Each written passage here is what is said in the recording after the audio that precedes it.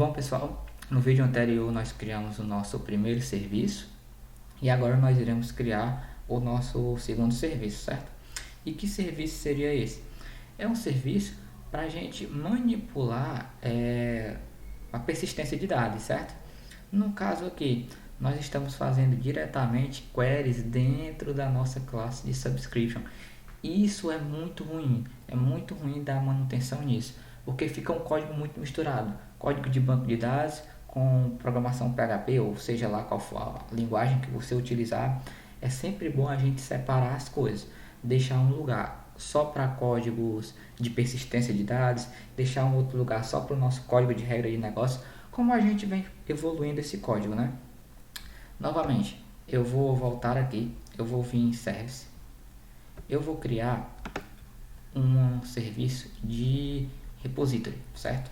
Ou seja, essa camada de repository, ela vai ser a camada responsável por lidar com a persistência de dados, ou seja, com a manipulação de dados.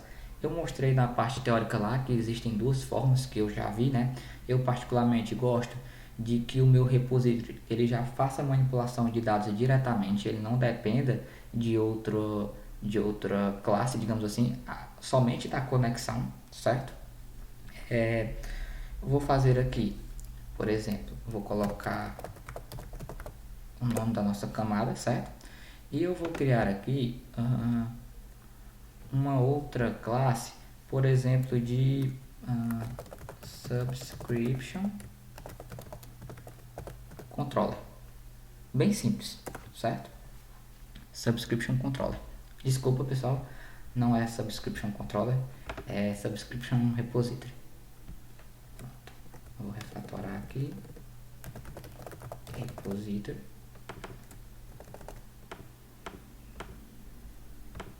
Prontinho. E o que o nosso repository precisa? Primeiramente, a gente vai criar aqui um atributo, certo? Um atributo privado que ele vai receber a conexão com o banco de dados. Por exemplo, private connection, por exemplo, connection. Pronto. No nosso construtor, nós podemos fazer isso aqui de duas formas. Primeiro, nós podemos vir aqui diretamente e colocar database, por exemplo, database igual a new connection, e o nosso connection receber a minha conexão com o banco de dados. Essa é uma opção de a gente fazer isso. Qual é o benefício? A gente já tem toda a classe aqui, certo? Qual é, digamos assim, o ponto fraco? A gente não vai conseguir testar esse repository, porque a nossa classe de conexão está fortemente acoplada a ele, certo? Aliás, o nosso repository está fortemente acoplado à nossa classe de conexão. Então, o que eu irei fazer aqui? Eu simplesmente vou pedir para que todos os meus repositórios eles recebam essa conexão, certo? E como eu vou fazer isso? Eu vou dizer que o parâmetro da minha conexão vai ser do tipo connection, certo? Eu vou dizer que a minha conexão, o meu atributo, vai receber connection get connection. Pronto, a gente já tem essa conexão, certo? E o que eu vou fazer aqui agora? Eu vou fazer o seguinte, eu vou criar um método aqui para realmente salvar os dados. Eu vou vir aqui no nosso subscription, certo? Eu vou pegar esse MySQL query aqui, certo, pessoal? Eu vou dar simplesmente um Ctrl X, eu vou recortar isso aqui. Vou jogar para cá, vou criar aqui um método público chamado save, por exemplo, que vai receber os meus dados. Eu vou colar o código aqui. Lembrando mais uma vez, galera, isso aqui é um exemplo bem didático.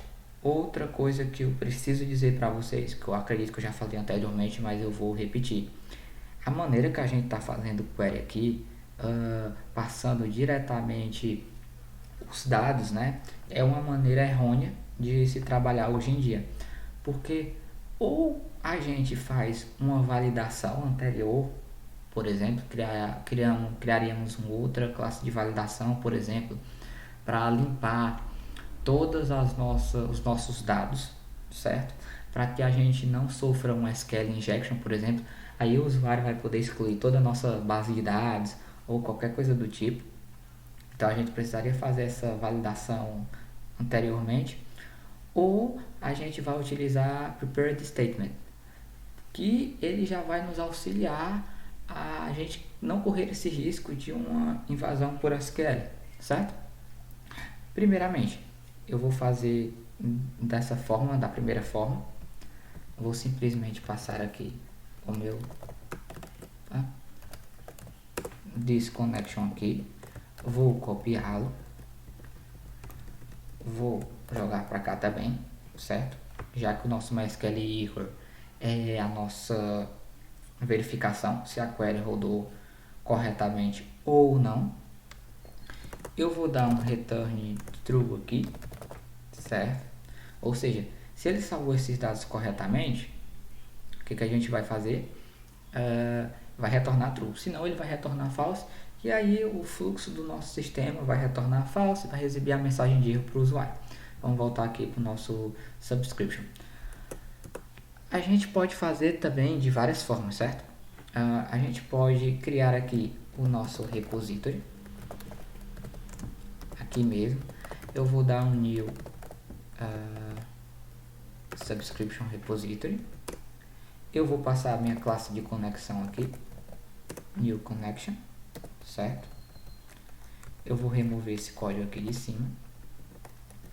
Eu posso informar a seguinte coisa: se o nosso repository ele salvou os dados, certo, pessoal? A gente vai poder, a gente vai passar os dados aqui. A gente vai fazer determinada coisa. Se ele deu erro, a gente vai fazer outra coisa. Eu já vou inverter aqui a lógica, vou colocar um não, ou seja, se ele retornar true, ou seja, se os dados forem salvos com sucesso, ele vai retornar true. Aqui eu vou transformar esse true em false, ele não vai entrar nesse if, ele vai continuar o fluxo, vai enviar o e-mail e vai retornar true. Caso ele dê algum erro lá, retorne false, aqui eu vou transformar em true e ele vai entrar nesse if. E aqui eu vou dar um return false. Pronto. Basicamente é isso. Vamos voltar para o navegador. Vamos fazer mais um cadastro. Aliás, iremos fazer mais dois. Um cadastro de sucesso e um cadastro de erro. Para saber se a nossa lógica aqui continua funcionando normalmente, certo? Então vamos lá. Eu já estou aqui no navegador. Eu vou recarregar aqui a página. Aliás, eu vou vir aqui, recarregar a página, pronto. Eu vou colocar aqui o meu nome, eu vou colocar aqui um e-mail, pronto. Vou repetir aqui CPF, vou dizer que sou da Bahia, vou colocar aqui a mesma data de hoje, por exemplo, vou dizer que sou formado, pronto. Vamos ver se o dado foi salvo ou não. Vamos enviar. Enviou, a gente verificou que a inscrição foi bem feita. Eu vou criar aqui um e-mail 3, por exemplo. Vou passar os mesmos dados, tá, pessoal? Não vou colocar dados muito diferentes, não. Vou dizer que não. Vou enviar. A gente viu que ele retornou falso. Agora a gente vai voltar para o código e nós iremos verificar se ocorreu tudo certo, se ele realmente salvou o dado ou não. Vamos lá.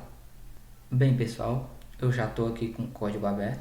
Como a gente pode ver, ele salvou o errand e não salvou o outro dado vazio, ou seja, ele já caiu na nossa validação, certo? E ele prosseguiu com o de sucesso, ele prosseguiu com o fluxo, passou pelo método de validação e salvou o dado. Novamente, a gente refatorou a nossa classe de subscription. Nós podemos fazer N melhorias aqui, pessoal. É um exemplo didático que a gente pode fazer muitas melhorias aqui. Por exemplo, esse envio de e-mail aqui. A gente pode fazer esse tratamento de verificação de estado de N formas diferentes. Eu espero que no futuro eu faça um vídeo somente tratando de condicionais, certo? O que a gente pode fazer aqui para facilitar? Por exemplo, em vez desse switch, certo? A gente pode criar aqui um array de states, certo? O que esse array vai ter? A chave dele vai ser justamente o nosso estado. Então, eu sei qual é a mensagem aqui, o valor dessa chave. Eu vou copiar o Bahia também, certo? A chave dele vai ser essa mensagem aqui. Pronto. Eu vou colocar aqui mais um, que é isso aqui. Pronto. Que é, aliás, é só dois. Desculpa. Pronto. Basicamente é isso. A gente vai eliminar esse switch aqui e iremos fazer da seguinte forma. Se o meu envio de e-mail, por exemplo, o meu estado, ele existir nesse array, ele vai enviar o e-mail, senão ele não vai fazer nada, certo? Então eu vou dizer aqui, se não for vazio, se existir ou não for vazio o meu states na posição de e-mail, sei que isso aqui não está muito bonito visualmente, certo? Ele vai fazer esse envio de e-mail aqui. Pronto, eu vou pegar esse mesmo valor aqui e vou jogar para cá. Pronto, pessoal. O que a gente fez aqui diferente? A gente informou que caso o nosso e-mail, o dado que vier de estado, ele existir nesse array, ele vai enviar o e-mail perfeitamente. Se for um estado que não envie, que não existir nesse array, ele nem vai enviar o e-mail, certo? Há outras formas melhores da gente refatorar isso aqui, certo? Eu quero dizer para vocês isso. No caso, a gente criou dois serviços específicos, um serviço de validação e um serviço de persistência de dados. Perfeito para a gente. Isso aqui é o básico. Quer dizer que a minha aplicação sempre vai ter esse serviço? Não. Se eu tivesse uma aplicação maior, eu possivelmente teria outro serviço, como por exemplo uma comunicação com outro sistema. Eu iria ter um serviço que ia utilizar uma biblioteca para fazer a comunicação com outro sistema. Eu ia ter aqui um serviço, por exemplo, de PDF, de geração de relatório com PDF, ou um serviço de leitura de CSV, por exemplo, em outros tipos de serviços, tá, pessoal? Vocês não são obrigados a utilizar certos serviços, somente se a aplicação de vocês realmente precisar disso. A gente basicamente refatorou a nossa classe de subscription aqui. Eu vou apagar essa aqui, pronto. A gente pode melhorar esse código aqui, pessoal? Com certeza, tá? Com certeza. Tem N modificações aqui que a gente poderia fazer. Porém, eu vou deixar essas modificações para os próximos vídeos. Até mais!